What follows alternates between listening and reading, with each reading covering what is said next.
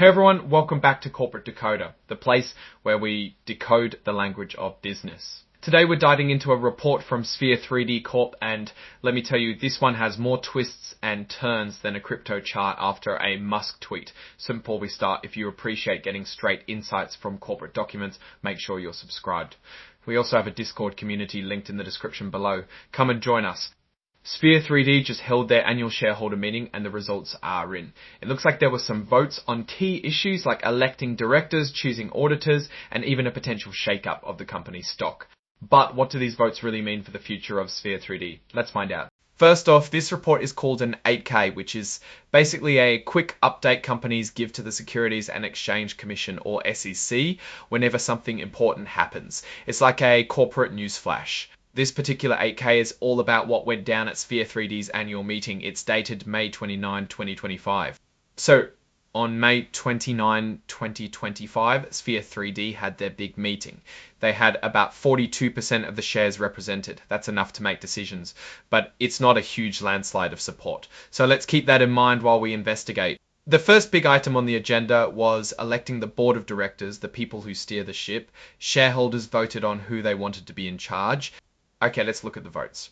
Timothy Hanley got about 4.2 million votes for him, but a whopping 6.5 million broker non-votes. That's when brokers holding shares for clients don't get instructions on how to vote. Susan Harnett got a similar result, and so did Duncan J. McEwen. The millions of broker non-votes could indicate a lack of engagement or interest from many shareholders, but the important thing is that they were elected for the coming year. Next up was picking the company's auditor, the ones who check the books and make sure everything's on the level.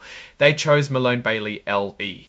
Here we see about 10.5 million votes for Malone Bailey LE as auditors, with about 500,000 withheld. Again, there were millions in abstentions. Shareholders basically agreed with management's pick here. Then there was the 2025 Performance Incentive Plan. This is all about how the company plans to reward its employees with stock. It's a way to motivate people to work hard and boost the company's value because their compensation will depend on it. Here's where things get a little more interesting. Only about 3.9 million votes for the plan, with over 500,000 votes withheld, and yet again, the giant block of abstentions. This suggests that a lot of shareholders weren't too thrilled with the proposed stock plan. Maybe they thought it was too generous to executives or diluted the value of their existing shares. Finally, there was a vote on whether to consolidate the company's shares, which is also known as a reverse stock split. Basically, this reduces the number of outstanding shares and increases the price of each share. Companies do this to make their stock look more attractive or to meet listing requirements on exchanges like the Nasdaq if their prices are too low. The vote passed with 9.5 million votes in favor and 1.5 million votes withheld. As usual, a giant block of abstentions, so Sphere 3D now has the option to consolidate its shares.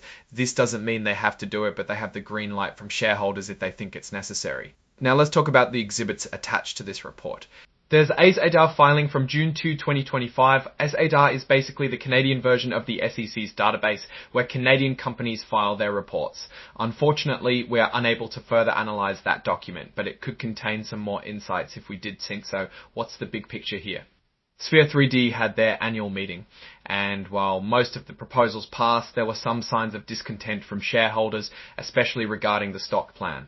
The approval of the share consolidation gives the company flexibility, but it also suggests that they might be worried about their stock price. The report was signed by Kurt Kaufleich, the interim chief executive officer and CFO. Overall, Sphere 3D seems to be navigating some choppy waters. The shareholder votes weren't overwhelmingly positive across the board, which suggests that management needs to do a better job of communicating their vision and addressing shareholder concerns. The potential share consolidation is a bit of a yellow flag, signaling that the company might be struggling to maintain its stock price. Now, it is important to remember that Sphere 3D is a pretty small company with a market cap of around $20 million, and with revenues of only $60 million in 2024, it's not surprising that there may be some concerns around the stock price. Alright, that's our breakdown of Sphere 3D's latest filing. What's your take on these votes and what they signal for the company's future? Drop your thoughts in the comments. If this analysis was valuable, hitting that like button really helps, and subscribe for more deep dives. Don't forget to check out the Discord in the description. Thanks for watching. See you next time.